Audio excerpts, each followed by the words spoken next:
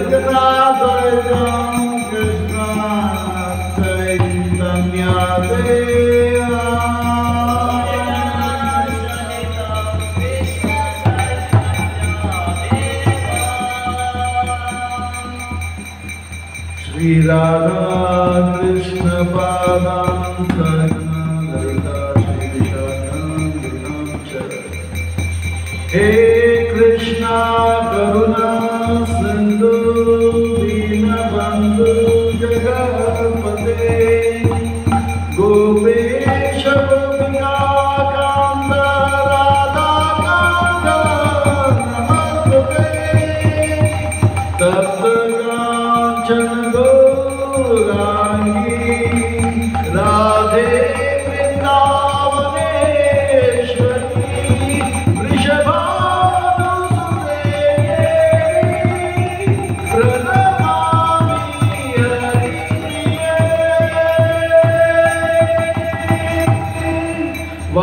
कल्पतरुभ्यश्च कृपा सिन्धुभ्येव च पतितानां पावनेभ्यो वैष्णवेभ्यो नमो नमः। जय श्री कृष्ण चैतन्य प्रभु नित्यानंद श्री अद्वैत गदाधर श्रीवासादि गौरभक्तवृंद।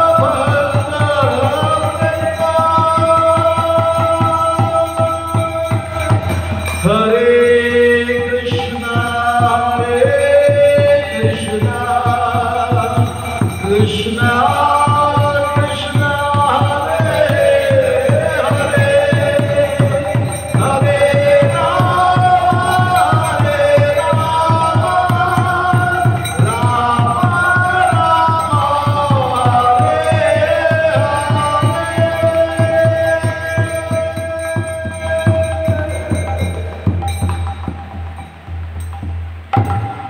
हरे कृष्णा।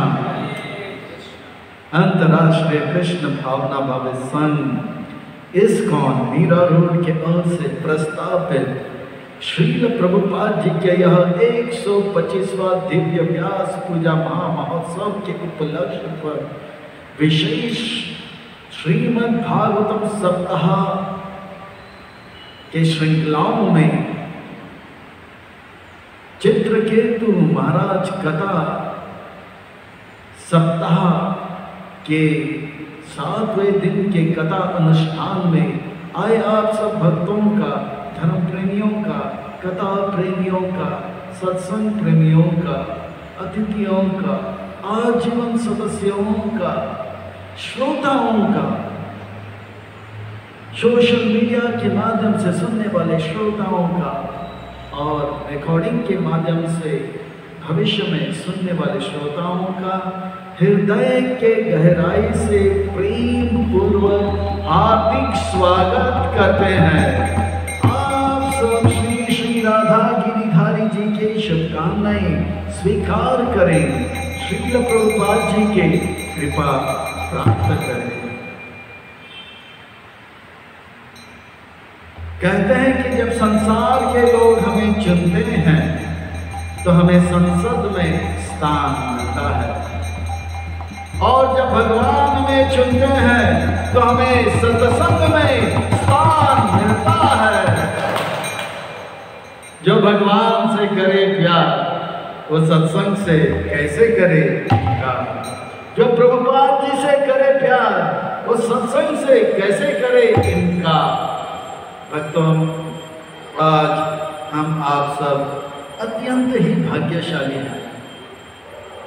श्री श्री राधा गिरिधारी जी के परम अनुकंपा एवं अहेतु की कृपा से आज हम आप सब उनके छत्र छाया के अधीन उनके चरण कमलों में सेवा का सुअवसर प्राप्त कर रहे हैं, और उन सेवाओं में भी मानव देह में प्राप्त होने वाली जो सर्वोच्च उत्कृष्ट सेवा है वो है सत्संग का। यह श्रवण कीर्तन के माध्यम से हमें प्राप्त हो रहा है। इसलिए हम उन भगवान श्री श्री राधा गिरिधारी जी, ललिता विशाखा, जगन्नाथ बलदेव सुभद्रा, श्री श्री गौरनीता उनके परिकर से के पाद पद्मों पर नतमस्तक होकर कोटि कोटि वंदन प्रणाम अर्पण करते हैं। तदंतर यह कृपा हमें हमारे संस्था के संस्थापक आचार्य के माध्यम से प्राप्त हो रहा है। इसलिए कृष्ण कृपा श्री मूर्ति अभय चरणारविंद भक्ति वेदांत स्वामी श्री प्रभुपाद जी के चरणारविंद में कोटि कोटि वंदन प्रणाम अर्पण करते हुए हम अपने गुरुदेव को, जिन्होंने दया करके कृपा करके दास के ऊपर अनुकंपा करते हुए दीक्षा एवं शिक्षा प्रदान किए, ऐसे दयामय, कृपामय, करुणामय गुरुदेव के चरणारविंद में कोटि कोटि वंदन प्रणाम अर्पण करते हुए यहाँ उपस्थित आप सब वैष्णव एवं वैष्णवी भगवत चरण अनुरागी महाअनुभवी भक्त वृंदों के चरणों में कोटि कोटि वंदन प्रणाम अर्पण करते हुए आप सबसे करवट निवेदन करते हैं कि दास के ऊपर ऐसे कृपा करें कि सेवा के माध्यम से हम गुरुदेव और श्री प्रभुपाद जी को प्रसन्न कर पाए। इन्हीं शब्दों के साथ आइए आज के इस कथा की ओर अग्रसर होते हैं। आज की इस कथा को आरंभ करते हैं, आज के इस प्रसंग को प्रारंभ करते हैं। श्रीमद् भागवतम यह वैष्णव भक्तों का परम धन है, यह अमल पुराण है, ये साक्षात भगवान है, भगवान का यह वांगमय स्वरूप है। परमहंस संहिता, परमहंस चक्र चूड़ामणि भगवान व्यास नंदन, भगवान व्यास पुत्र वयासाखी बाद्रायणी परम विरक्त संत शिरोमणि सुखदेव गोस्वामी महाराज श्री उन भगवान के दिव्य नाम रूप गुण लीलाओं को स्मरण करते करते करते करते गंगा के तट पर हरिद्वार में सुखताल में आमरण अनशन व्रत परायण महाराज श्री राज ऋषि कुरुश्रेष्ठ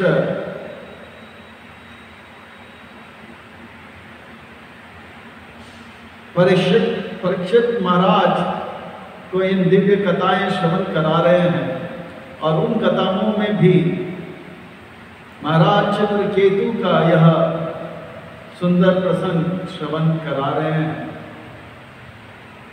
कल कथा प्रसंग में हमने श्रवण किए किस प्रकार से महाराज चित्रकेतु अब अत्यंत ही दैन्य भाव का प्रदर्शन करते हैं, अत्यंत विनम्रता का प्रदर्शन करते हैं। शोकाकुल होकर वे अब आंखों में आंसू लेकर अब कह रहे हैं कि आप बताओ आप कौन हो, आप कौन हो। आप जैसे महाभागवत भ्रमण करते हैं, हम जैसे गृहस्थों के ऊपर कृपा करने के लिए बताइए आप क्या चार कुमार हो, बताइए क्या आप नारद मुनि हो, बताइए क्या आप अंगिरा ऋषि हो, बताइए क्या आप सुखदेव गोस्वामी महाराज हो, बताइए क्या आप मार्कंड ऋषि हो, गौतम ऋषि हो, वशिष्ठ मुनि हो, परशुराम हो, कपिल मुनि हो, दुर्वासा मुनि हो, यज्ञवाल्क्य हो या जातकर्ण हो, अरुणि हो, आप रोमश ऋषि हो या चरम ऋषि हो या दत्तात्रेय हो या असुरी हो मुनि हो या पातंजलि मुनि हो, बताइए क्या आप गौम्य ऋषि हो या संत पांचाशिका हो या हिरण्य नाभ हो या कौशल्य हो, श्रुतदेव हो या ऋतुध्वज हो। इन सब संतों का नाम स्मरण करके रखे हैं किसने? चित्रकेतु महाराज। चित्रकेतु महाराज इन संतों का नाम स्मरण कर रहे हैं। इससे पता लगता है कि इनका स्नेह, इनका आकर्षण संतों के प्रति है, साधुओं के प्रति है। जरूर राजा चित्रकेतु जो है एक धार्मिक राजा है, धर्मपरायण है। आज वो आध्यात्मिक जीवन या भक्ति में तत्पर नहीं है या भक्ति में तीव्रता का प्रदर्शन नहीं कर रहे हैं, पर जरूर वो अधर्मी नहीं है, वो धार्मिक है। अब जो है राजा अपने निवेदन को प्रस्तुत करते हैं और कहते हैं हम जैसे गृहस्थियों को पर कृपा करने के लिए आप महात्मा आते हैं। तब अंगिरा ऋषि कहते हैं श्री अंगिरा वाच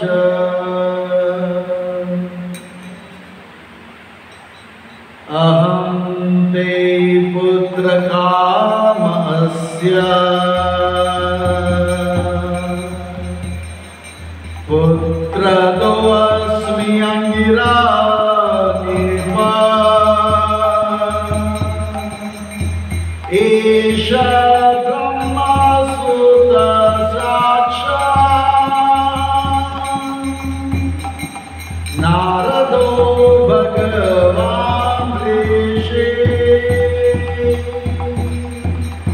श्री अंगिरा ऋषि ने कहा, श्री का अर्थ होता है जो भगवान,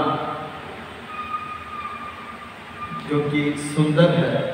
श्री का अर्थ होता है सुंदर, भगवान जो कि श्याम सुंदर है, उनका उपासना करता है, सेवा करता है, भक्ति करता है, उनको भी श्री करके संबोधित करता है। श्री अंगिरा वाच कहने लगे अहम पुत्र ते कामस्य।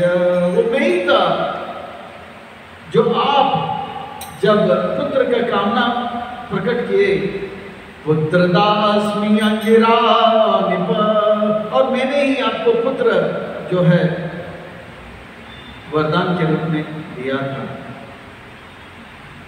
आप भूल गए। उस वक्त जब अंगिरा ऋषि आए थे तो वो उनके अंदर तीव्र इच्छा था कि पुत्र प्राप्ति का, इसीलिए उन्होंने देखा कि गेरुए वस्त्रों में जटाधारी कोई संत आया है, तो उनका आदान प्रदान किया, पाद प्रक्षालन किए, आसन दिए और अपने हृदय के बात को प्रकट किए।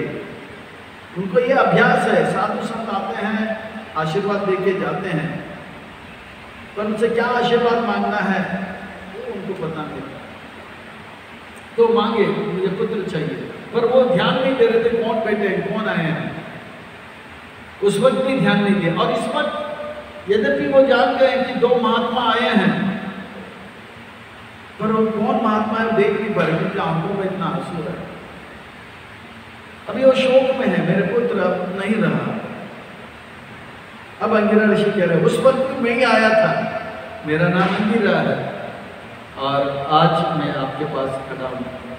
और ये जो है एश, मेरे सामने जो बैठा हुआ है, मेरे साथ जो बैठा है, ब्रह्म सुत साक्षात्, वो ब्रह्मा जी का पुत्र है, साक्षात ब्रह्मा जी के मन से उत्पन्न हुए ब्रह्मा जी का पुत्र नारद भगवान ऋषि। वो नारद मुनि है, उसे भगवान करके संबोधित करें, क्योंकि वो आपका बेटा को बेटे के शरीर में फिर से आत्मा लाने के सक्षम है, आपके बेटे को फिर से शरीर में लाने में सक्षम है, इसलिए भगवान ऋषि है। ऋषि यानी कि अपने इंद्रियों को जो वश में रखते हैं वो भी ऋषि है। जय श्री श्री राधा गिरधारी जी की जय, जगन्नाथ बलदेव सुभद्रा मैया की जय, श्री श्री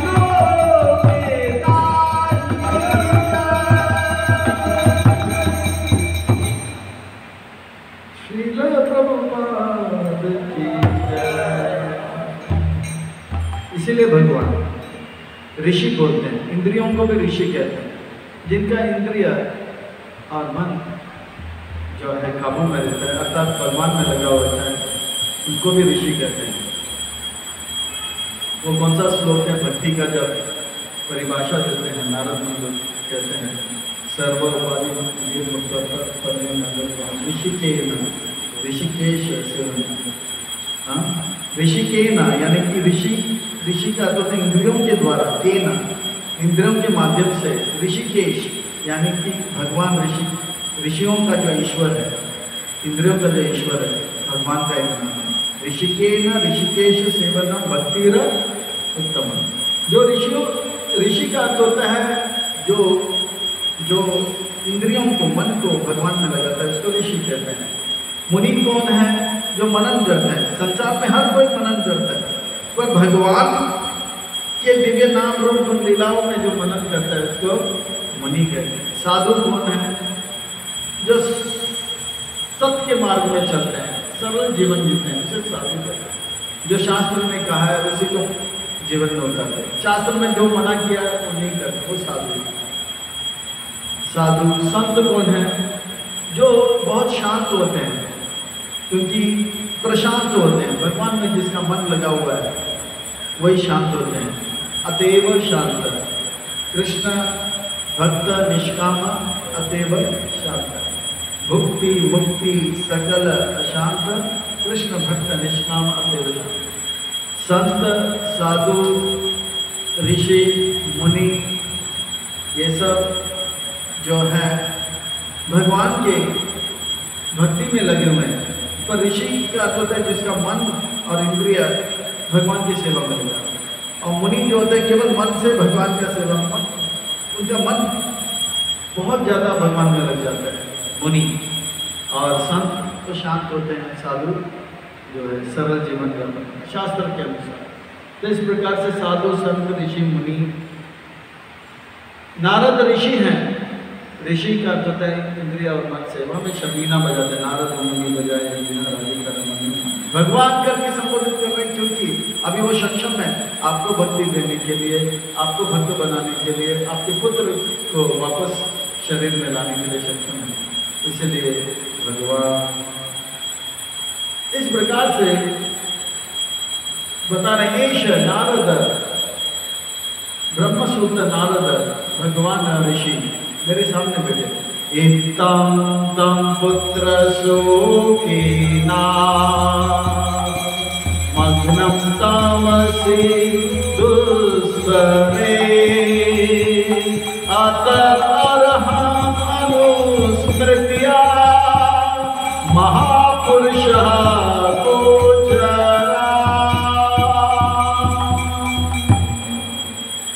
अनुरागया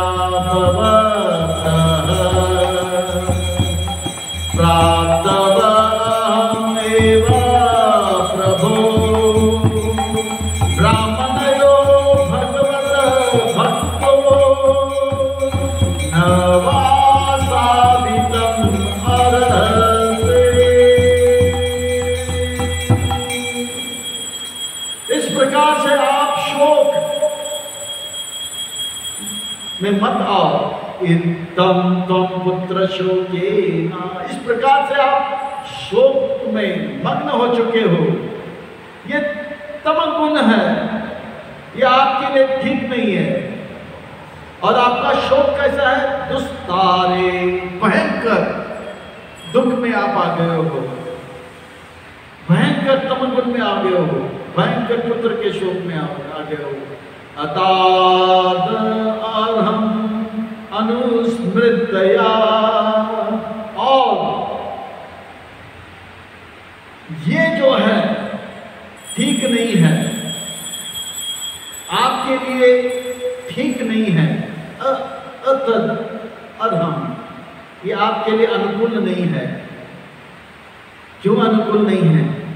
क्योंकि इसके द्वारा जो है भगवान जो है उसका स्मरण नहीं होगा।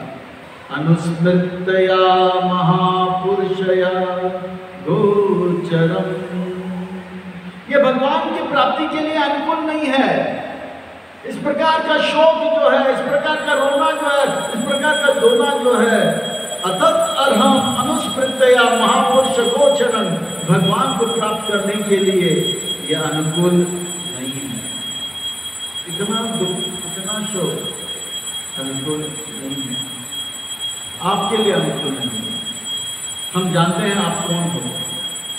अंगिरा ऋषि जानते हैं, नारद मुनि जानते हैं ये कौन है चित्रकेतु, इसीलिए हम आए हैं आपके पास। और आगे बहुत सुंदर बात कर रहे हैं। अनुरागया भवतः, आपके ऊपर हम अनुराग करने के लिए, आपके ऊपर कृपा करने के लिए, आपके ऊपर करुणा देने के लिए, आपको दया दिखाने के लिए प्राप्तो अहम एव प्रभु मैं यानी कि अंगिरा ऋषि स्वयं और नारद ऋषि दोनों आए हैं। प्रभु, हे राजा, हम आए हैं आपके पास।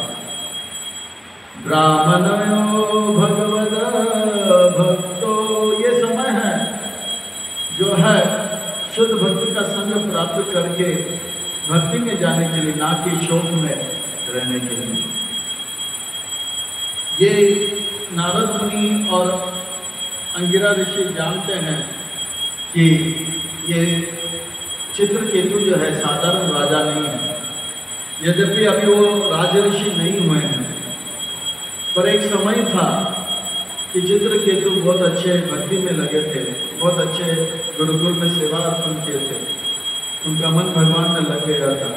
पर वही मन अब चित्रकेतु का कहाँ पे लग गया है? पुत्र।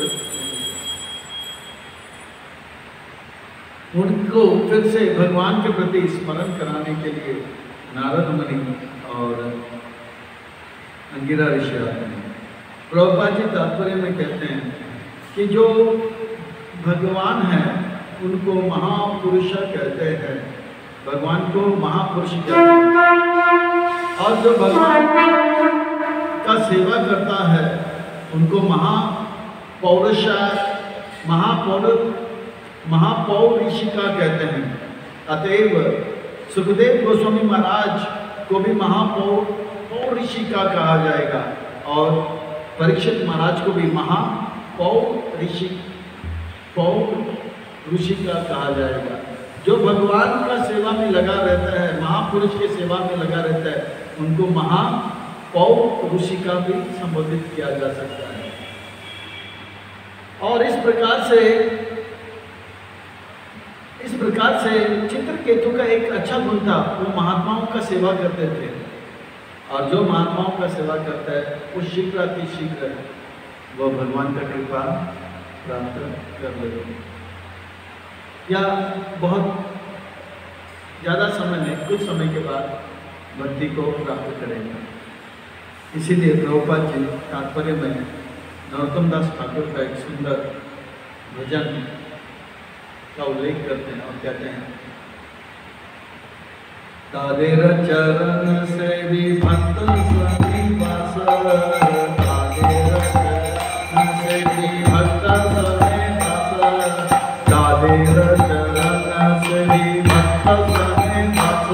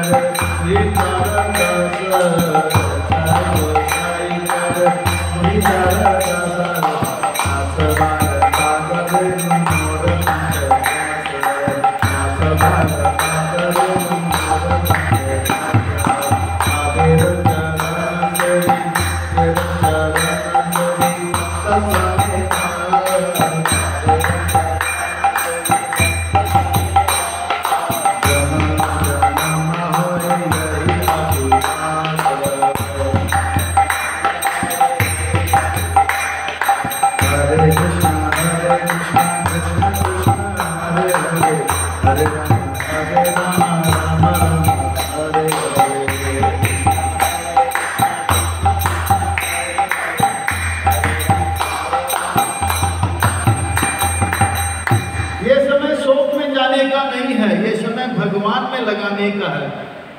वो भगवान जो कि महापुरुष है, वो भगवान जो कि ब्राह्मणाय है, नमो ब्राह्मण देवाय, नमो ब्राह्मणाय देवाय, गो ब्राह्मण हिताय च जगदेताय कृष्णाय गोविंदाय।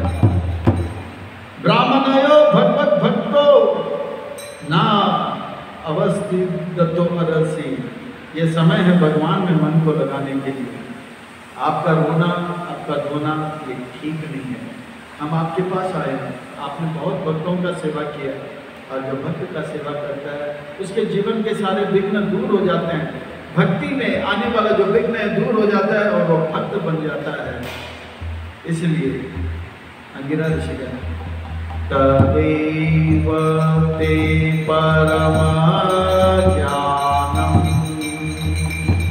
ददामि गृहम् आगतः ज्ञात्वा अन्वयादिनिवेशं ते पुत्रम् एव ददामि ना। मान लो राजा चित्रकेतु कह देता है अरे अरे अरे, एक तो शेर और उससे उस पर आप आए, बाहर आए, अच्छी बात है, ज्ञान ही देना था तो पहले क्यों नहीं दिया? इतना रोना, इतना धोना, ये सब क्यों? पहले क्यों नहीं दिया? तो अंगिरा ऋषि कहते हैं मैं पहले भी देना चाहता था पर आप तैयार नहीं थे। तदेव ते परमं ज्ञान, ये परम ज्ञान जो है, परम ज्ञान, ज्ञान में सबसे श्रेष्ठ भगवान भक्त का संबंध, भगवान भक्तों के बीच में जो रस है, भक्ति का रस है, आदान प्रदान में मैं देना चाहता था। ददामि गृहम् आगत, वो देने के लिए मैं आया था, पर मैंने देखा कि आप जो है अन्य अभिनिवेश, आपका जो मन है भगवान में अभिनिवेश नहीं हुआ। जैसे भगवान भगवत गीता में कहते हैं मया आवेश मनो ये मां नित्यमुक्त, 12वें अध्याय के दूसरे नंबर श्लोक में मया आवेश मनो ये मां, मन को मुझ में आवेश करो। पर आपका आवेश किसमें था? अन्य अभिनिवेश, आपका मन जो था अन्य कुछ चीजों में लगा था। और इसी बात को लेकर जो नवयोगेंद्र वो कहते हैं कि जब हमारा मन भगवान में आवेश नहीं होता है, संसार में अभिनिवेश हो जाता है तो भय उत्पन्न होता है। भयम द्वितीय अभिनिवेश, इस संसार में भय सबको है ना। एक चूहा बिल्ली से भयभीत है, बिल्ली जो है कुत्ते से भयभीत है, कुत्ता जो है सियार से भयभीत है, सियार जो है शेर से भयभीत है, शेर जो है हाथी से भयभीत है, हाथी जो है मनुष्य से भयभीत है, और मनुष्य जो है कोरोना वायरस से भयभीत है। सब लोग भयभीत है, इस संसार में भय है। और हमारे मीरा रोड से थोड़ी ही दूर में एक जगह है जहाँ पे लोग छाती थाम कर चलते हैं दादा के दर पर, उनके अंदर भय है, इसलिए वो जगह का नाम है भय। अंदर बाहर ऐसे चलते हैं जैसे कि उनको कोई भय नहीं है। तो भयम द्वितीय अभिनिवेश, जब भगवान को छोड़कर हमारा मन और किसी में लग जाता है, जितने मात्रा में लगता है उतने मात्रा में भय होता है। यह है भय, क्योंकि सबको पता है कि कभी ना कभी आज कोरोना का भय लगा, कोरोना वायरस का। उनको पता है कि थोड़ा सा भी असावधानी करें तो ये वायरस अटैक करे, शरीर प्राण के लिए घातक होगा। पर भक्तों को पता है, जैसे फौजियों को पता होता है कि दाने दाने में लिखा है खाने वाले का, उसी प्रकार से फौज में एक प्रख्यात कहावत है, दाने दाने में लिखा है खाने वाले का नाम। इसी प्रकार से फौज में लिखे हैं, कहते हैं गोली गोली में लिखा है मरने वाले का। अगर उस गोली में हमारा नाम लिखा है, चाहे हम बंकर में रहें या बाहर रहें, उड़ा देगा। अगर उस गोली में हमारा नाम नहीं होगा, हमने देखे ऐसे ऐसे अफसर सुने हैं, देखे नहीं, कि वो लोग युद्ध में सीधा सीना थाम कर दुश्मन की तरफ जाते थे और गोलियों का जो है वर्षा हो रही है धर धर धर धर उनके तरफ, पर उसमें से एक भी गोली जो है उनको नहीं लग रहा है। ऐसा भी अवसर हो रहे हैं, हमने सुना। हो सकता है वो नरसिंह स्तुति गाते हों या जो है कवच, नारायण कवच गा के चलते होंगे, पर सच है उनको पता है अगर ये गोली मेरे, उस गोली पे मेरा नाम लिखा है, चाहे मैं भंकर में रहूं या दुश्मन के सामने खड़ा रहूं, अगर उस गोली में मेरा नाम नहीं है तो मुझे नहीं मारेगा। तो इसी प्रकार से भक्तों को भी भय नहीं है, उनको मालूम है करुणा करुणा में लिखा है मरने वाले का नाम, अगर उस करुणा में हमारा नाम नहीं लिखा है उस वायरस में तो। प्रभुपाद जी लॉकडाउन हो गया था क्योंकि दूसरा विश्व महायुद्ध छिड़ गया था और भारत जो है ब्रिटेन की तरफ से लड़ रहा था और जापान ब्रिटेन के विरोध थे, तो भारत के ऊपर बमबारी कर रहा था, मुंबई कलकत्ता के ऊपर बमबारी कर रहा था। कलकत्ता उस समय बहुत अंग्रेज उसको अपनी राजधानी बनाना चाहते थे, तो उधर उसी को बमबार कर रहे थे। तब प्रभुपाद जी ने अपने धर्मपत्नी से कहा, उनके धर्मपत्नी का नाम है राधा रानी, से कहा कि चलो हम मायापुर चलते हैं, मायापुर में बमबार नहीं करेंगे क्योंकि वहाँ पे कुछ अंग्रेज लोग तो गए नहीं, तो अंग्रेज कलकत्ता में जा रहे थे, उनको यहीं मारेंगे। तो बोला, पर उनकी पत्नी राधा रानी ने कहा जो भी है मुझे कलकत्ता अच्छा लगता, मैं नहीं जाऊँगा। तो अपने बच्चों को मायापुर भेज दिया। हो सकता है उनके प्रभुपाद जी के पिताजी गौरमोहन डे के साथ मायापुर भेज, क्योंकि उनके धर्मपत्नी का देखभाल करना पति का कर्तव्य है। पाति इति पति, जो पाती करते थे पालन करने वाले को पति कहते हैं। तो बोले कि ठीक है मैं भी रहूँगा। तो प्रभुपाद जी शाम का समय था, लॉकडाउन हो गया था और सब खिड़की में जो है ब्लैकआउट हो गया, काला काला जो है कागज लगाया था ताकि आकाश से जो विमान जाएगा वो देखेगा कहीं पे रोशनी रहेगा तो वहीं पे बम फेंकेगा। तो सब जगह खिड़की में जो है काला जो है कागज डाल देता कि लाइट ऑन भी हुआ तो बाहर अंधेरा दिखाई देगा। तो प्रभुपाद जी संध्या आरती करने से पहले 6 साढ़े 6 बजे भगवान को भोग लगा रहे हैं। भगवान को सुनाने से पहले कचौरी बना, संध्या आरती के बाद कचौरी बना रहे हैं और बहुत विमान जाने लगे। तो प्रभुपाद जी सोच रहे थे बहुत अच्छा समय है, अभी अगर बमबारी हो गया तो मैं यहाँ भगवान के लिए कचौरी बना रहा हूँ और यहाँ पे मेरा हरे कृष्ण हो गया तो मैं कचौरी जो है लेकर भगवान के धाम में चला जाऊंगा, भगवान को वहीं पे साक्षात खिला दूंगा। और अगर बमबारी बमबार्ड हो रहा है और हमारे मकान में बम नहीं गिरा तो कोई बात नहीं, ये कचौरी को अच्छी तरह से फ्राई करूंगा, ठंडा करके फिर भगवान को बोलूँगा। दोनों हाथ में क्या है, लड्डू है। मरा तो भी भगवान के धाम में सेवा, नहीं मरा तो यहाँ पे सेवा। तो वो भयभीत नहीं थे, बाकी लोग भयभीत थे। क्यों? क्योंकि अभिनिवेश, भगवान को छोड़कर मन कहीं पे भी लग जाएगा तो भय उत्पन्न होगा। हमारे संस्था में सर्वम प्रभु हैं जो पाकिस्तान में बहुत प्रचार करते थे और उनका एक खूबी है,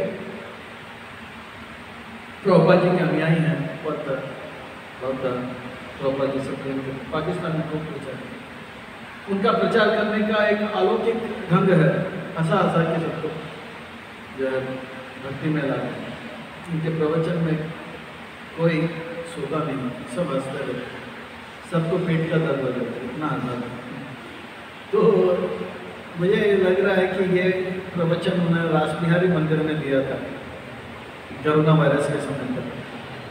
तो उसका जो है रिकॉर्डिंग हो गया, वो वायरल हो रहा है, उसका पिछले साल से वायरल हो रहा है, 3 मिनट का शॉर्ट। बोला कि एक विमान जो है आकाश में उसका संतुलन खो बैठ गया, तो पायलट ने बता दिया कि अभी सब लोग तैयार हो जाओ, कुछ भी हो सकता है, सब अपने अपने भगवान तुरंत तो सब लोग जो है सीट बेल्ट वगैरह पहनकर अपने अपने भगवान को स्मरण करने लगे। तो उतने में एक नवसिखिया भक्त था, यानी कि अभी भी भक्ति में आया था। वो अपना कोट पैंट तो पहना हुआ था, अभी अभी भक्ति में थोड़ा ज्वाइन किया था, योगा रिट्रीट वगैरह ज्वाइन किया था, या Bhagavad Gita happiness course join किया, 4 माला 5 माला कर लो। तुरंत अपना बैग खोला और उसमें से जपमाला निकला और जोर जोर से चिल्लाने लगा, हरे कृष्ण कृष्ण कृष्ण हरे हरे, हरे राम राम राम हरे हरे। ये सब लोग प्रभु बोल रहे थे, और वो जब बोलते हैं तो कुछ का उनका पूरा शरीर है तो और हास्य का बहुत हंसने को लगता है। तो ऐसे चिल्ला चिल्ला के बोल रहे थे। तो सब लोग बोला, अरे भाई मरने का समय आ गया, और जोर जोर से क्या चिल्ला रहे हैं कृष्णा हरे राम। फॉरेनर्स थे, बोला व्हाट इज दिस? तो बोला I am taking God's name. तो बोला हम भी तो ले रहे हैं, पर इसमें जोर जोर से क्यों बोल रहे हैं? पर बोला कि मैं महामंत्र बोल रहा हूँ। तो बोला महामंत्र बोल रहे तो क्या हो गया इसमें? तो बोला महामंत्र अगर मैं बोलूंगा तो ये फ्लाइट जो है पहाड़ से नहीं टकराएगा और हम लोग सब जीवित रहेंगे। क्या फ्लाइट टकराएगा नहीं और हम सब जीवित रहेंगे, इसमें क्या खासियत है? बोला ये हरे कृष्ण महामंत्र है, ये भगवान का नाम है। अगर हम भगवान का नाम लेंगे, मान लो कि अगर फ्लाइट पहाड़ को टकरा देगा तो क्या होगा? अगर फ्लाइट पहाड़ को टकराएगा तो क्या होगा? सबने कहा कि फ्लाइट टकराएगा तो इस तेज गति से जा रहा है तो हमारा जो है फ्लाइट टूट फूट जाएगा और हमारा शरीर जो भीतर भीतर हो जाएगा, हम सब मरेंगे। हाँ हम मरेंगे, पर मैं हरे कृष्ण महामंत्र बोल रहा हूं, मैं हरे कृष्ण महामंत्र बोल रहा हूं। अगर हम मरेंगे तो भगवान को टेंशन आ जाएगा, ये व्यक्ति नालायक है, भगवान के धाम में आने का लायक नहीं है, पर ये हरे कृष्ण महामंत्र बोल दिया है तो इनको ऊपर लेके आना ही पड़ेगा। पर भगवान जानते हैं कि ये नालायक है, मेरे धाम में आने का लायक नहीं है, इसीलिए इसको जीना ही पड़ेगा, इसीलिए मैं हरे कृष्ण महामंत्र जप कर रहा हूं। ये सुनकर सब जो है बोला व्हाट इज द मंत्र? तो बोला हरे कृष्णा कृष्णा कृष्णा हरे हरे, हरे राम राम राम हरे हरे। अगर मैं हरे कृष्ण महामंत्र जप करूंगा तो ये फ्लाइट का एक्सीडेंट नहीं होगा, अर्थात हम लोग मरेंगे नहीं। जैसे ही हम भगवान का नाम लेंगे तो टेंशन हमको नहीं, टेंशन किसको? भगवान को होगा। जैसे हम भक्त बन जाएंगे तो टेंशन भगवान को अभी पूरा, भगवान को अच्छा भी लगता है, देखभाल करने का जिम्मेवारी भगवान है। इसलिए कृष्णदास बिंदास, मायादास सदा दास, भयम द्वितीय अभिनिवेश। तो कहते हैं कि अन्य अभिनिवेश, आपका मन और कहीं पे लग गया था, इसीलिए पुत्र आप कर रहे थे, इसलिए मैंने आपको पुत्र दे दिया, नहीं तो मैं ये ज्ञान पहले भी दे सकता था। आदुना पुत्रीना तापो भवता एव अनुभूयते एवं धारा गृहारायो विविधा ऐश्वर्य संपदा। आज के समय आप जान लो जिस प्रकार से ये पुत्र जो है आपका दुख का कारण बन गया है, इसी तरह से ये जितने भी संसार के लोग हैं जो आप के साथ संबंध रखते हैं, वो भी आपका दुख का कारण बनेगा। आपके पत्नी आपके दुख का कारण बनेगा, आपका घर आपका दुख का कारण बनेगा, आपके जो संपत्ति है वो आपका दुख का कारण बनेगा, आपका जो ऐश्वर्य है वो आपका दुख का कारण बनेगा। ये तो एक सैंपल है,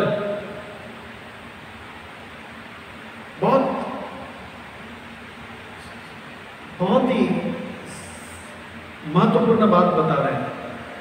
राजा को बता रहे हैं कि देखो ये बेटा आप समझ रहे हो आपका है और इससे आप प्रेम करने लगे आपका समझकर, पर सच्चाई ये है ये बेटा आपका पहले भी नहीं था, अब भी नहीं है और भविष्य में भी नहीं रहेगा। ये भगवान का था, भगवान ने थोड़े समय के लिए आपके पास दिया और भगवान ने ले लिया, पर गलती कहां पे हो गया? आपने समझा ये आपका है और वही गलती आप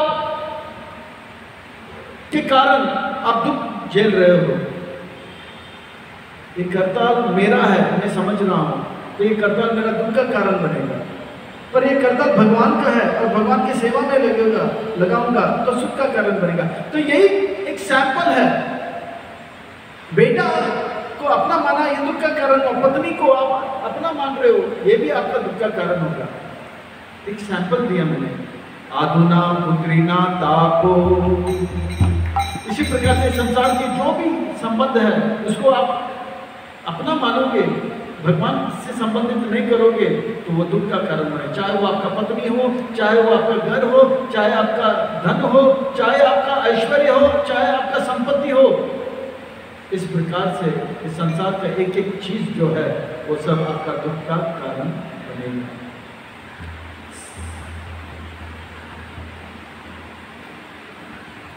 और ये सब जो है आप जब अगर आपका मानोगे, ये सब कैसा है? जैसे गंधर्व महल, गंधर्व का जो महल होता है कुछ समय के लिए आकाश में रहता है और चला जाता है। इसी प्रकार से ये सब थोड़े समय के लिए रहेंगे और जब जाएगा तो बहुत दुख देकर जाएगा। इसीलिए यह जो है एक सपना जैसा है। दृश्यमाना विना अर्तेना ना दृश्यन्ते मनोभावः कर्मविदायतो नाना कर्माणि मनस आभवा।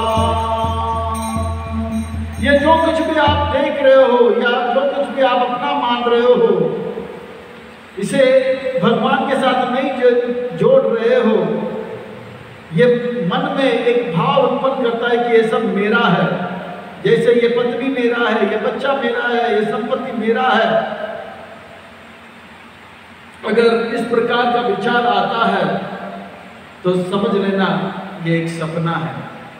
ये सपना तुल्य है। सपना क्या सच होता है? नहीं।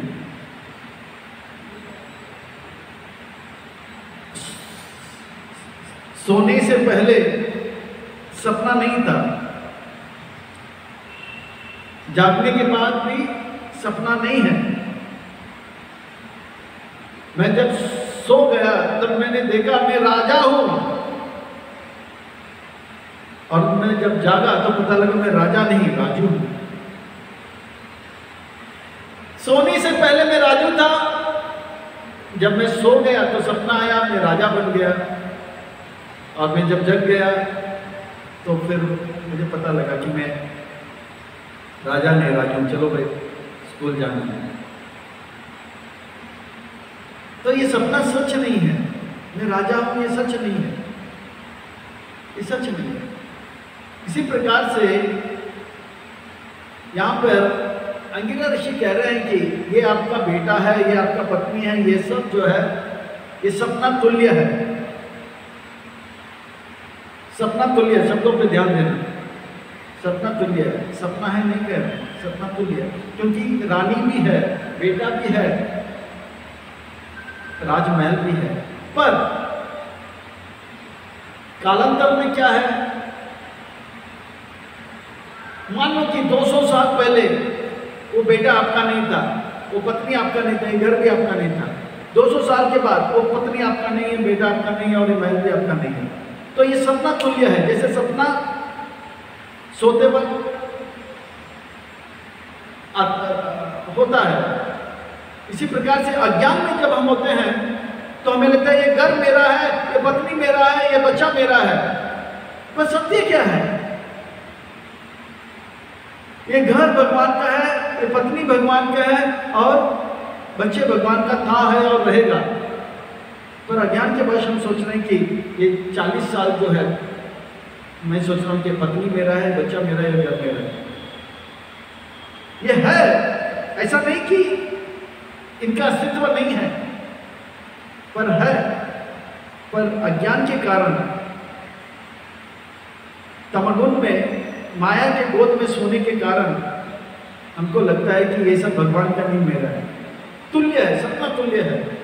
जैसे सपना कभी अपना नहीं था, इसी प्रकार से ये कुछ ये सब अपना नहीं है, किसका है? भगवान का। पर अज्ञान के गोद में सोने के कारण हमको लग रहा है ये सब मेरा है।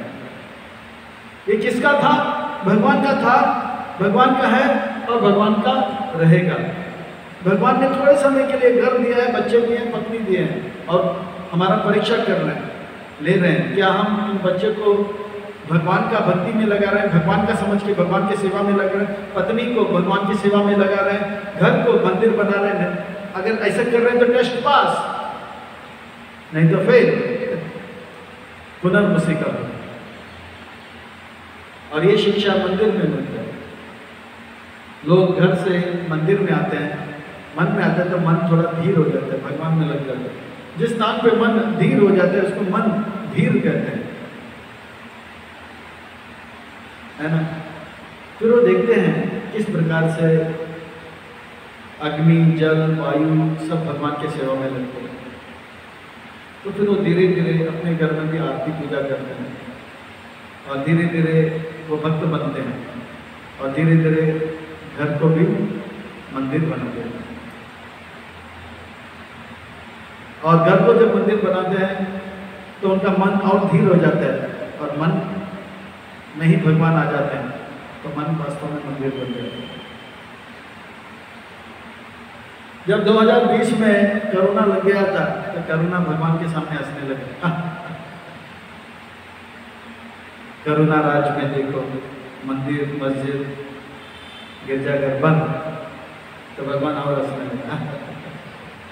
बोला कि आपने मंदिर बंद कर दिया कोरोना वायरस, पर आप एक नहीं देख रहे हो कि मंदिर को आपने बंद कर दिया, पर इस कोरोना वायरस के कारण इतना प्रचार हो गया, घर घर को मैंने मंदिर बना दिया।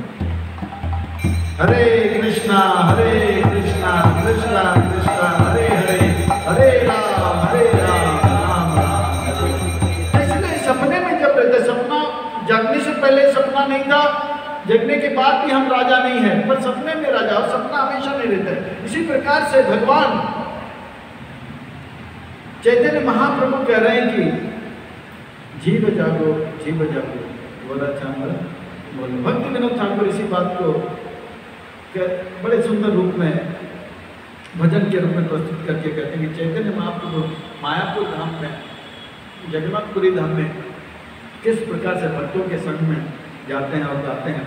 उदिलो अरुण पूरा बना द्विजामणि पूरा, और कहते हैं जीव जागो जीव जागो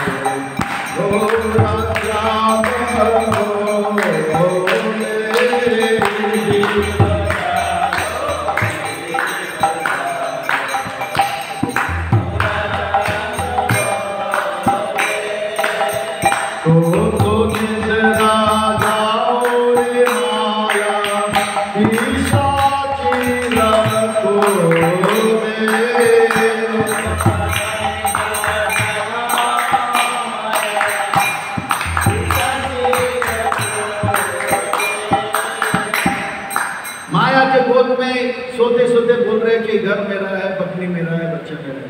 और इसमें कष्ट क्या है? ऐसा मानने से भारी दुख होगा। ये तो एक सैंपल था आपका बेटा। आपका बेटा कैसे आपका दुख का कारण बना, ये तो सैंपल है, क्योंकि बेटे को आपने अपना माना। इसी प्रकार से ये पत्नी दुख का कारण बनेगा, घर दुख का कारण बनेगा। बहुत सावधान रहो। हाँ, अंगिरा ऋषि बहुत एकदम स्पष्ट पॉइंट पे आ रहे। जैसे हम मतलब गलती कहाँ पे बता दिया। एक तो सैंपल था, अभी तो भारी दुख आएगा अगर मन को नहीं बदलोगे तो। दुख क्या है इसका थोड़ा सा विश्लेषण करते हैं। आयम ही देहिनो देहो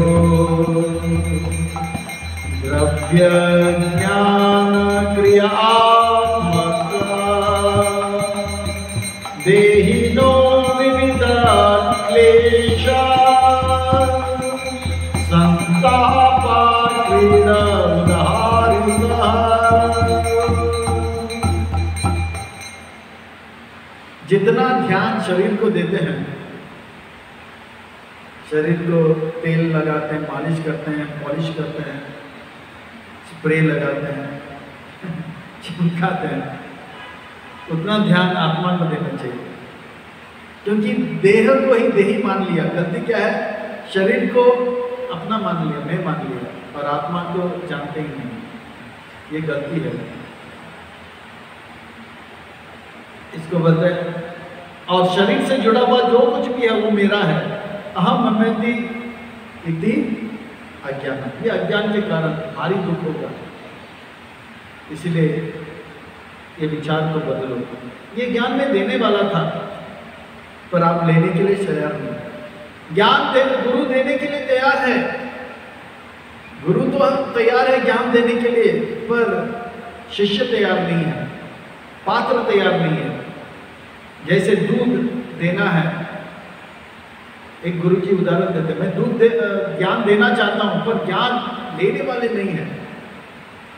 जैसे दूध है, दूध हमारे पास से देना चाहते हैं हम, पर आता है कोई कागज का कटोरा लेकर, बोला इसमें दूध दो। क्या वो दूध टिकेगा उसमें? कोई कपड़े का बैग लेकर बोला दूध दे दो, दूध दे दो, 2 लीटर दूध, कपड़े में कैसे टिकेगा? तो नहीं टिकेगा। उसके लिए सही पात्र लेकर आना चाहिए। प्रभुपाद जी ने भी उदाहरण दिया, गुरु गोविंद महाराज जी ये उदाहरण बार बार देते हैं। शेरनी का दूध जो है, शेरनी का दूध इतना तेज होता है, इतना तेज होता है कि उस दूध को पाने के लिए पात्र चाहिए। अगर तांबे का हो, स्टील का हो, तो जलकर वहीं पे छेद बन जाएगा और दूध निकल जाएगा। इसके लिए सोने का पात्र होना चाहिए, या तो शेरनी का बच्चा होना चाहिए। इसी प्रकार से भगवान ज्ञान देंगे, भगवान के भक्त ज्ञान देंगे, पर हमें भक्त बनना पड़ेगा, शेरनी का बच्चा बनना पड़ेगा, तब वो ज्ञान हम ले पाएंगे। नहीं तो भर जाएगा, छेद करके निकल जाएगा। भगवत गीता कितने लोग पढ़ रहे हैं, पर वो ज्ञान टिकता नहीं है, वो ज्ञान टिकता नहीं। जब भक्त बनते हैं वो ज्ञान टिक जाता है। ये ज्ञान कैसा है? शेरनी का दूध के जैसे, उसका पात्र होना चाहिए, पात्रता होना चाहिए। पात्रता नहीं था तभी। तस्मा स्वस्तेन मनसा विनिर्षया गतिमात्मना द्वैत दुर्वार्ता विश्रम्भा त्वजा उपशमम् आदिशा।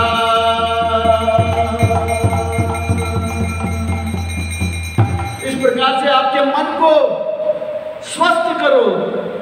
तस्मात् स्वस्तेन मनसा। आपका मन अभी स्वस्थ नहीं है, हृदय का रोग लगा है, हृदय दौर्बल्य में है। कस्मात् भगवान अर्जुन को डांटते हैं, कुछ कस्मात कस्मलम, ये हृदय दौर्बल्यम आपके अंदर कैसे आ गया, हृदय का रोग कैसे आ गया। आपके मन को स्वस्थ करो और जानो कि आप आत्मा हो, और जानो कि आत्मा का शरीर के साथ कोई संबंध नहीं है, आत्मा का संबंध भगवान के साथ है। तब भी राजा जो है बहुत शोक में था। तब अंगिरा ऋषि कहते हैं नारद मुनि को, मैं कितने देर से प्रचार करूं, आप कुछ बोलो, आप भी कुछ बोलो। या नारद मुनि सोचे होंगे कि अंगिरा ऋषि बहुत ही भारी प्रवचन दे रहे हैं, तो बोला तो रुक जा, मैं अभी इसको लाइन में लेकर आता। तब नारद मुनि या अंगिरा ऋषि ने इशारा किया होगा कि आप बोलो, मैं बहुत बोल दिया, ये कहीं बेहोश तो नहीं हो जाएगा, भाभी को बोलकर मूर्छित तो है। तो नारद मुनि बोलने लगे, श्री नारद वाच। श्री का अर्थ होता है सुंदर, सुंदर का अर्थ होता है जो भगवान श्याम सुंदर में मन लगाते हैं वो सुंदर। नारद का अर्थ है जो जिसका वाक्य आज्ञा को कोई रद्द नहीं कर सकता, उसको नारद, या जिसका मन हमेशा भगवान में रद्द रहता है उसे नारद कहते हैं। एता मंत्र उपासेना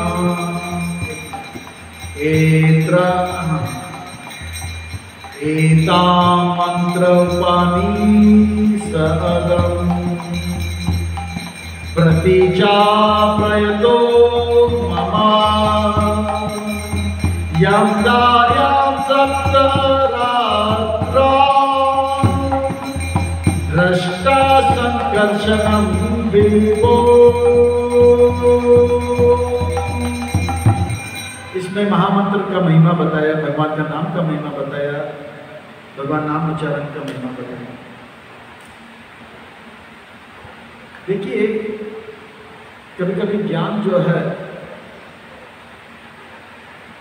लेने में हम सक्षम नहीं होते हैं। प्रभुपाद जी जब अमेरिका में प्रचार किए, हिप्पी लोग पूरी तरह से नशा में लिप्त थे। प्रभुपाद जी ने उनको 4-4 महीना एक ही सेवा में लगाया। क्या सेवा? महामंत्र का जप करो, रास्ते में कीर्तन करो।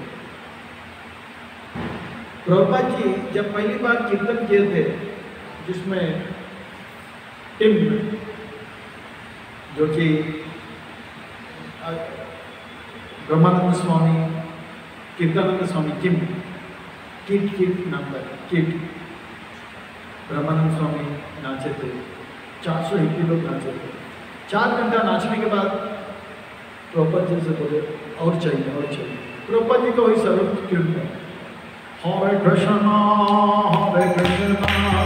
कृष्णा कृष्णा हरे हरे, हरे राम हरे राम, राम राम हरे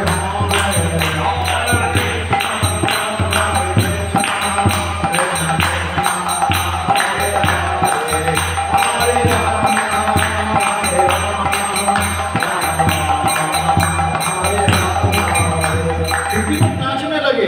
कोई बॉम्बो लेकर आया, कोई ट्रोम्बो लेकर आया, कोई मोतार्गन लेकर आया, कोई गीतार लेके नाचे। प्रभुपाद जी 3 घंटे कीर्तन किए थे उस दिन। पता नहीं, बहुत प्रभुपाद जी का नाम के प्रति जो आकर्षण है हम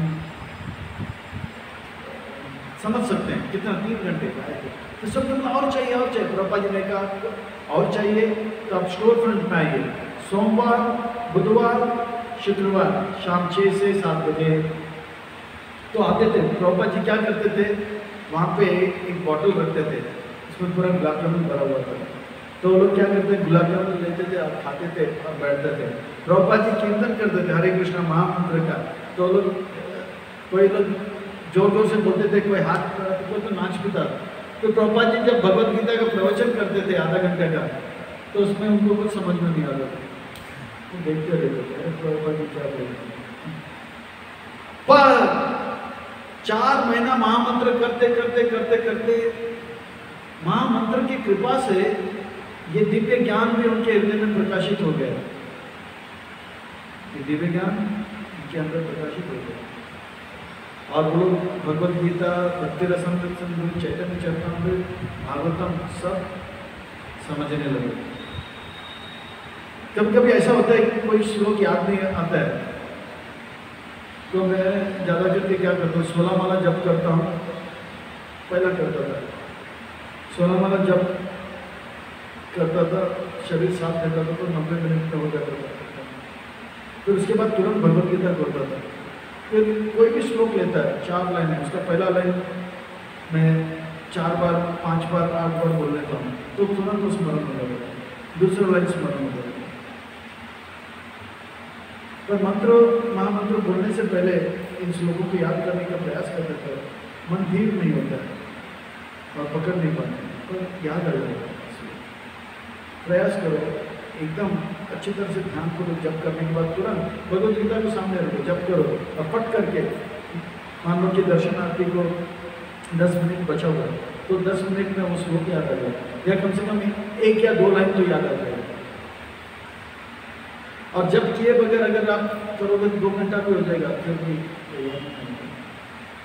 मंत्र का महिमा है। तो कहते हैं कि नारद मुनि कहते हैं कि मैं एक मंत्र दे रहा हूँ, ये मंत्र को आप जब कीजिए, गारंटी 7 दिन में आप भगवान शंकर का दर्शन करोगे। और उन्होंने किया, 7 दिन में दर्शन किया। वो भगवान कौन है, तो उनका वर्णन कर रहे हैं। यत्पादमूलम् उपसृष्टया नरीन्द्रपूर्वे सर्व आराधयो ब्रह्मम् इमां विद्यां विसृज्य सदा तदीयाम् अतुलम् अनादिकं महितां बपुर्भवाम् अपि परानाचिररूप्यते। यत्पादमूलम्, जिस संकर्षण के चरण कमलों में, जिस संकर्षण के चरण कमल के धूल, जिस संकर्षण के चरण कमल जो है में शरण लेते हैं, कौन, इंद्र, नरा इंद्रिय यानी कि बड़े बड़े राजा, और कौन, बड़े बड़े देवता, सर्व आदय महादेव शिव जी, जिनका शरण लेने से वे इस संसार का जो ब्रह्म है उससे मुक्त हो जाते हैं। इस प्रकार संसार के जो द्वंद्व भाव है उससे मुक्त हो जाते हैं और उनका मन भगवान में लग जाता है और वो भी भगवान का महिमा गाने लग जाते हैं। उनका जीवन आध्यात्मिक हो जाता है और आध्यात्मिक स्तर में आकर वो अपना असली पहचान जो है कि मैं भगवान का दास जान लेता हूँ। ये मंत्र आप जप कीजिए। नारद मुनि ने कृपा किया, अंगिरा ऋषि ने कृपा किया, किसके ऊपर, राजा चित्रकेतु के ऊपर, क्योंकि वो जानते हैं राजा चित्रकेतु पहले बहुत अच्छे भक्त था। गुरुकुल में जब वो सेवा कर रहे थे उसका मन भगवान में लग गया था, पर जब वो गृहस्थ जीवन में आए पुत्र के शोक में लग गए और भगवान का भक्ति से वंचित हो, उनको फिर से लाइन में लाने के लिए जो है इसी प्रकार से कृपा करते हैं। तो महात्माओं का ये जो है भाव रहता है कि किस प्रकार से जो है सबको भक्ति मिला। यही भक्ति करने के बाद 7 दिन के बाद आगे वर्णन आएगा कि वो भगवान का दर्शन करते हैं, शंकरशन भगवान का दर्शन करते हैं। शंकरशन भगवान भी आते हैं, 4 कुमार भी आते हैं। इस प्रकार से ये दर्शन होता है। और भक्ति में जब लगे रहते हैं तब एक घटना और घटता है। कैलाश में आप शिवजी से मिलने जाते हैं, पर शिवजी को देखकर शिवजी का महिमा गाने लग जाता है, पर हंस हंस के शिवजी का महिमा गाते हैं। तो पार्वती को बहुत ही बुरा लगा, उन्होंने श्राप दे दिया। और जब पार्वती ने श्राप दिया चित्रकेतु महाराज को, तो चित्रकेतु महाराज रोए नहीं। ध्यान देना, भक्ति से पहले पुत्र के लिए शोक मना रहा था और पुत्र मर गया तो रो रहा था, और भक्ति में आने के बाद जब पार्वती ने श्राप दिया उनको बुरा नहीं लगा। वो बोला वैष्णवी का गाली घी का नाली, जितना पियो मुझे परेशानी। बुरा नहीं माना, बुरा नहीं माना, यह है भक्ति। भक्ति जितना हम करते जाएंगे, हम देखेंगे हमारे जीवन में अलग अलग विपरीत परिस्थिति आएंगे जो अनुकूल नहीं होगा, हम चाहते वैसे नहीं होगा, फिर भी हम अपने दुखी नहीं होंगे। प्रभुपाद जी का जीवन में हम देख सकते हैं, प्रभुपाद जी जब झांसी में प्रचार किए थे, 5 साल प्रचार किए थे, रातों रात उनको खाली करने के लिए बोले चल निकलो यहाँ से। प्रभुपाद जी बहुत दुखी होकर गए।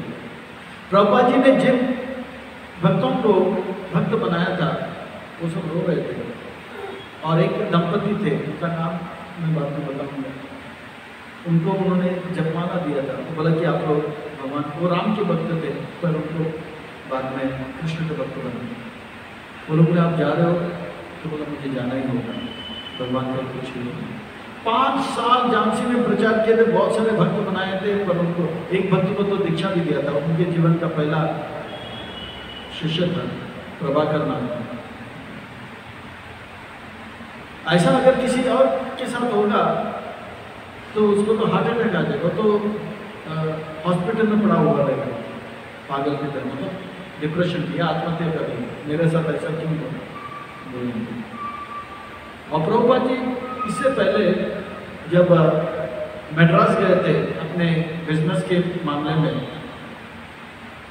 तो भगवद गीता के ऊपर टीका लिखे थे, तो एक सेठ जी ने कहा मैं आपके भगवद गीता को छापने के लिए पैसा देने के लिए रेडी हूँ, पर वो मैन्युस्क्रिप्ट जो है जो आप लिखा है एक बार मैं देखना चाहता हूँ। तो प्रभुपाद जी तुरंत कैलकाटा आए, अपनी पत्नी से पूछा कि बहुत देर से ढूंढ रहा था, मिला नहीं, 3 घंटे के बाद पूछा पत्नी से, वो कागज जो था वो कहाँ पे गया। उनकी पत्नी बोली देखो आप आजकल पैसे ज़्यादा देते नहीं हो, हम लोग चाय पी रहे थे और चाय डायरेक्ट पीने से एसिडिटी हो जाता है, किसी ने कहा कि चाय के साथ बिस्कुट भी खाना चाहिए, पर बिस्कुट के लिए पैसा नहीं था, तो हमने रद्दी वालों को कागज दे दिए थे। वो भगवद गीता के एक एक श्लोक के ऊपर उन्होंने टीका लिखा था, 700 श्लोक के ऊपर गीता ज्ञान करके बंगाली और हिंदी और इंग्लिश में लिखे थे। 5 साल का मेहनत था, 6 साल का मेहनत था। अगर कोई और होता प्रभुपाद जी के जगह में, क्या बिस्कुट नहीं था करके रद्दी में दे दिया, हार्ट अटैक हो जाता। तो प्रभुपाद जी ने एक ही चीज़ पूछे, चाय या मैं। तो उनकी पत्नी ने सोचा कि ये तो 10 दिन के बाद वापस आ जाएगा, पर चाय को ना बोलेगा तो बोले बार बार बोलेगा, चाय को मना किया ना फिर से क्यों पी रही, तो बोला चाय। प्रभुपाद जी चले गए।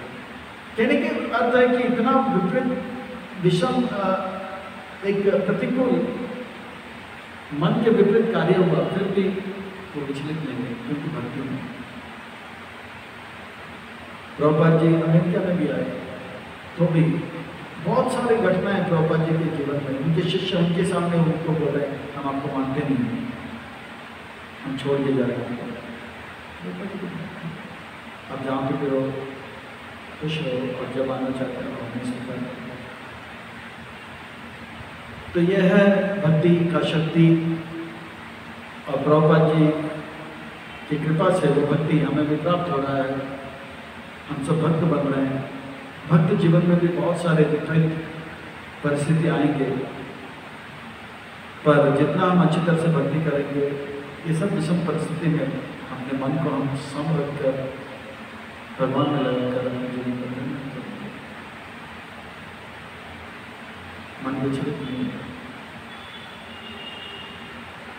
तो ये भक्ति को और अच्छा करने के लिए जिस प्रकार से चित्रकेतु महाराज के ऊपर नारद मुनि का कृपा हुआ, अंगिरा ऋषि का कृपा हुआ, इसी प्रकार से हम सबको भक्ति में अग्रसर होने के लिए प्रभुपाद जी का कृपा प्राप्त हो रहा है। वो कृपा कैसे प्राप्त होगा? ये भगवान की योजना है कि हमको प्रभुपाद जी के आश्रय दिए। वो कृपा तब होगा जब हम प्रभुपाद जी के ग्रंथ पढ़ेंगे। प्रभुपाद जी कहते हैं आप अगर मेरे ग्रंथ को पढ़ोगे तो मैं बहुत प्रसन्न हो जाऊंगा। यश प्रसादा और आशीर्वाद अपने आप निकलेगा। अगर हम प्रभुपाद जी के आज्ञाओं को अच्छी तरह से पालन करेंगे तो जरूर सुबह जल्दी उठेंगे, 16 माला जप अच्छा करेंगे, भक्तों के साथ अच्छा व्यवहार करेंगे, प्रभुपाद जी का ग्रंथ बांटेंगे तो प्रभुपाद जी का और आशीर्वाद मिलेंगे और हम सब भक्ति में और अग्रसर होंगे, अच्छे भक्त बनेंगे। फिर जब हम प्रचार करेंगे और अच्छे भक्त बनेंगे तो प्रभुपाद जी प्रसन्न हो जाएंगे, हमारा जीवन धन्य हो जाएगा। तो इन्हीं शब्दों के साथ वाणी को विराम। सबको खूब खूब धन्यवाद एवं साधुवाद। दयामूर्ति प्रभु को, मंदिर के मैनेजमेंट को मैं आभार प्रकट करता हूँ, धन्यवाद अदा करना चाहता हूँ और उनका मैं बहुत ऋणी रहूँगा कि ये कथा का अवसर दिया, सेवा का अवसर दिया, आप सब भक्तों ने श्रवण किया और उत्साह बढ़ाया, इसलिए आप सबका भी मैं ऋणी रहूँगा। और आप सब भगवान से हम सब के लिए प्रार्थना करते हैं, हम सब दिन दुगनी रात चौगनी सुख शांति समृद्धि भक्ति को प्राप्त करें, अच्छे भक्त बने और उनको भक्त बनाएं, प्रभुपाद जी को प्रसन्न करके, गुरुदेव को प्रसन्न करके अपने जीवन को धन्य करें। जय जय श्री राधे, जय जय श्री राधे, जय जय श्री राधे। श्याम सबको मिले श्री वृंदावन। पुनः सबको खूब खूब धन्यवाद। हरे कृष्ण।